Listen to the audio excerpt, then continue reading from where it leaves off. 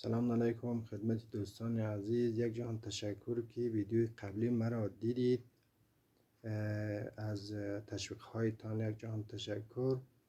گرچه ما در ویدیوی قبلی مطرح کردم که من در حال کار و یک پروژه هستم که برق رایگان را به دست بیاریم و واکنش ها اینطوری هست که این کار امکان نداره. این کار یک نوع حقه، یک نوع دروغ میپنداره. ما سوالم اینجاست که چرا آنها باور ندارند؟ در محافل علمی حتی گفته میشه که انرژی رایگان است، به دست آوردن انرژی رایگان امکان نداره. این ناشی از چی میشه؟ چرا ما باور نداریم؟ آیا به خود علم باور نداریم که علم در حال گسترش و در حال رشد است؟ یا این که ما فکر میکنیم نیوتن حرف اول آخر زده و قانون را کشف کرده و تمام علوم منحصر بر محور این قانون میشه؟